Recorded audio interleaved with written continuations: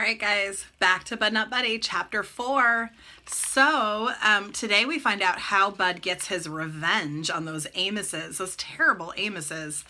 After you read it, what did you think about how Bud got his revenge? Was that what you were expecting? Did you think he'd do something a little more violent and dangerous based on how they left us in chapter 3? So in this chapter, there's a lot of personification and similes and figurative language. So I want you to go and look for those. It'll be what the question's looking for. Remember, simile is when you use like or as to compare two unlike things. A personification is where you describe something that is not alive doing something that is human-like. Like the leaves danced on the wind. Leaves can't dance. We describe them as dancing, but it's an action that people would do, right? So when you're reading, look for those because I'm going to ask you about them later. I just wanted to go and clarify a couple of things. Chapter 4 on page 33, there's a part here where he talks at the very last paragraph. It says, I walked over to the sink and turned on one of the spigots. These Amoses had hot water running right into the house. I let it run for a second to warm up and put a dish rag at the bottom of the sink so the splashing wasn't too loud. So he mentions that and comments on it because at this time period, that's not common. Having indoor plumbing, having heated indoor plumbing is really uncommon, especially for the time period we're talking about, a period of time where people don't have a lot of money. So it was unusual for Bud. He wasn't expecting that.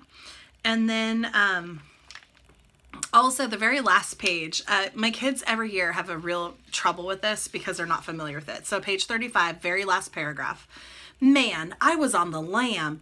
I was just like public enemy number 1. If J. Edgar Hoover and the FBI saw me now, I'd be in some real serious hot water. All right, so on the lam is an expression that means on the run.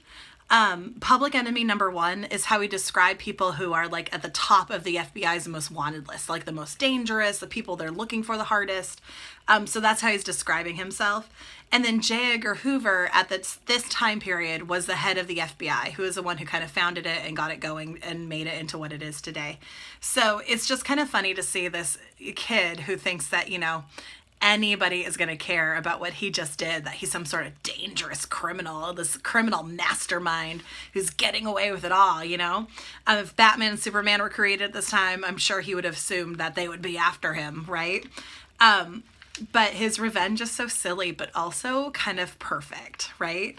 So it's really, really great. I hope you're enjoying this. What do you think Bud's going to do next? He now has no home with the Amoses. He's now on the run. Where do you think he's going to go? Who's he going to get help from? What do you think his plan is? Anyway, guys, I hope you're enjoying it. Don't forget, we're going to take a break over the weekend. You don't have to read if you don't want to, or, if you're one of those people, you can catch up. And we'll start again on Monday. So I hope to see you online. Don't forget, I talked about how to get all those points as well. And I'd like to give a shout out to Carlito because I saw that you started posting in Canvas as well. So yay, I'm glad to see you there, Carlito. Anyway, go ahead and make sure you're catching up. Make sure you're doing those assignments because every assignment's worth a point, and you know how points can add up. So you can trade them in at 15 for rewards and prizes. Also, again, still, I'm interested if you guys have other suggestions for things that you can get or want. So let me know. I hope you're enjoying this book. I know my cover looks different. Same book, different cover. Everything is the same though. I've used it every year. So I will talk to you guys again soon. Bye.